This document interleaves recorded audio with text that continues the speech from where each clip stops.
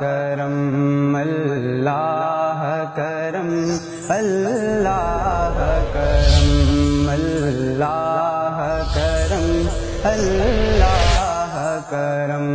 حاضر ہے تیرے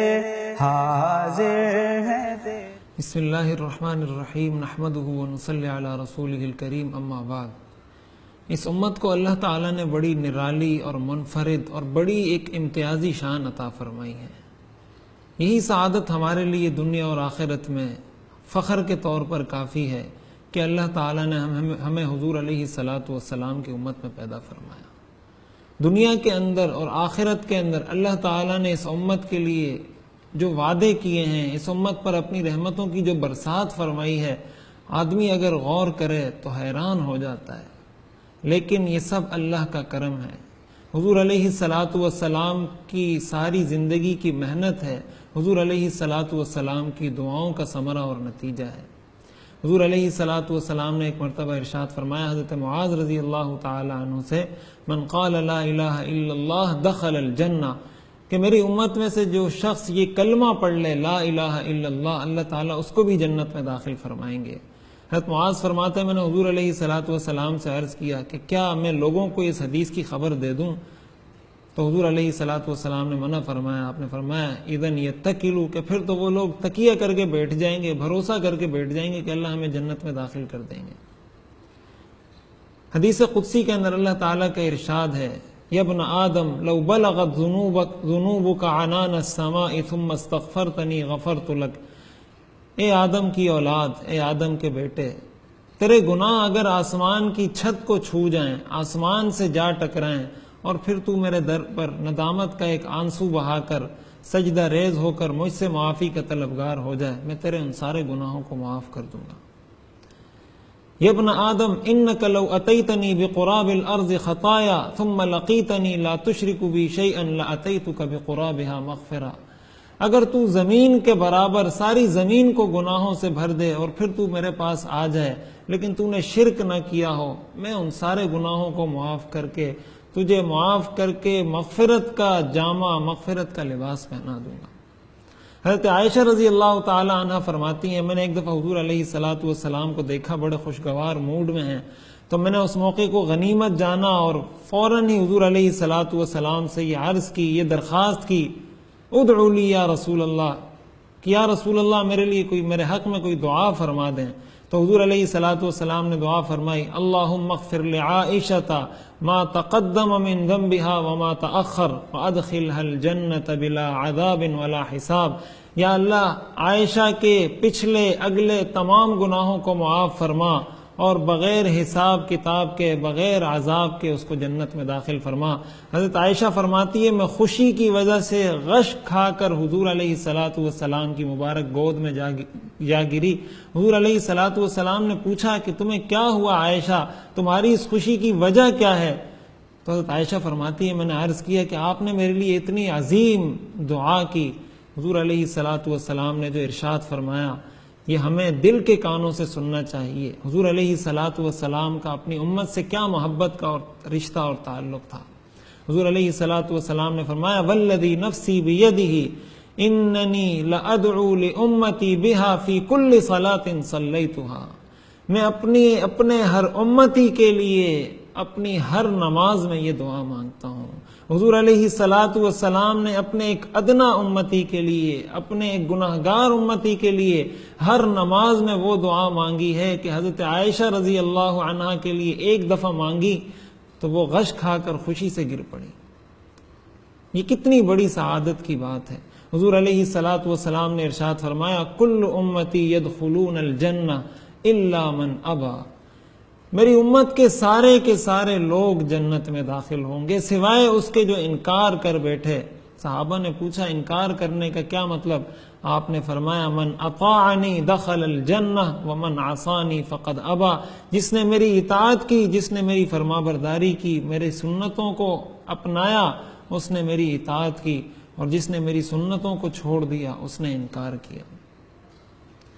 ایک طرف اللہ تعالیٰ کی یہ رحمتیں ہیں کہ اللہ تعالیٰ اپنے بندے کی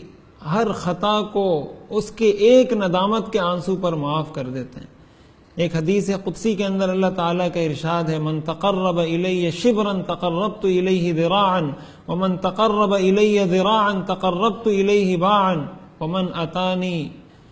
مشیا اتیتہ ہرولۃ، کہ اگر کوئی ایک بالش قریب آتا ہے اللہ تعالیٰ ایک گز قریب جاتے ہیں، کوئی چل کر آتا ہے اللہ تعالیٰ دوڑ کر جاتے ہیں۔ من ذکرنی فی نفسہ ذکرتہ من ذکرنی فی ملأ ذکرتہ فی ملأ خیر من الملأ، اگر وہ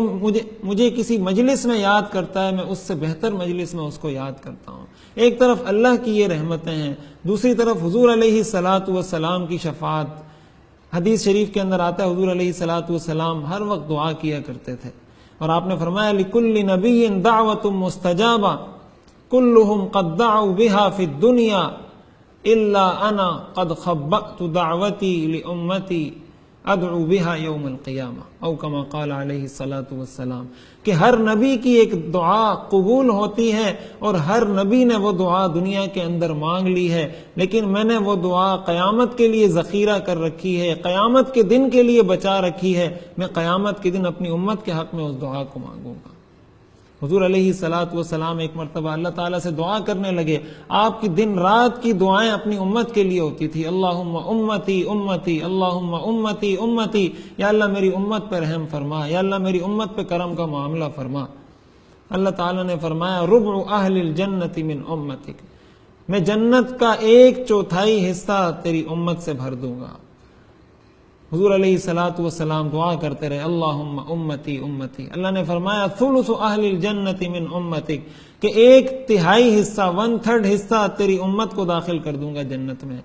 آپ مسلسل دعا کرتے رہے اللہم امتی امتی، اللہ تعالیٰ نے فرمایا نصف اہل الجنت من امتک، آدھی جنت میں تیرے امت کے نام کرتا ہوں۔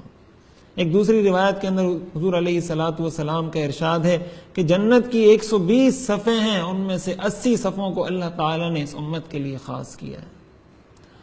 اور صرف یہ نہیں، اللہ تعالیٰ کی رحمتیں، حضور علیہ الصلاۃ والسلام کی دعائیں، آپ کی محنتیں، ساتھ ہی ساتھ اللہ تعالیٰ نے ایک نیک بندے کو یہ اختیار دے رکھا ہوگا قیامت کے دن کہ وہ اپنے کسی گناہگار دوست کے لیے، بھائی کے لیے، بیٹے کے لیے، بیوی کے لیے، شوہر کے لیے شفاعت کرے۔ حضور علیہ الصلاۃ والسلام نے فرمایا تفتح ابواب الشفاعہ، کہ قیامت کے دن جب شفاعت کا اور سفارش کا دروازہ کھولا جائے گا تو اللہ تعالیٰ کی طرف سے آواز دی جائے گی، پکارا جائے گا فَلْيَشْفَعِ الْأَنْبِيَاءُ وَالرُّسُلُ، کہ انبیاء اور رسول آئیں اور شفاعت کریں۔ کس کی سفارش کرنی ہے؟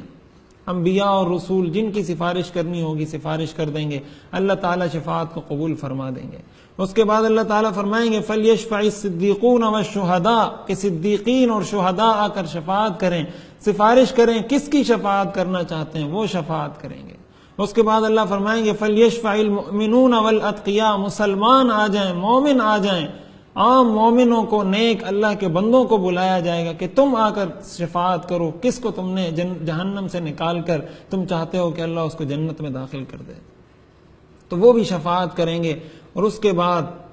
اللہ تعالیٰ فرمائیں گے کہ بقیت شفاعتی وانا اکرم الاکرمین، کہ اب میری سفارش اور میری شفاعت رہ گئی، تم سب نے تو سفارش کر دی، اب میری شفاعت کا نمبر ہے، میرا مرحلہ آیا ہے، میں تو سب کرم کرنے والوں میں سب سے زیادہ کرم کرنے والا ہوں۔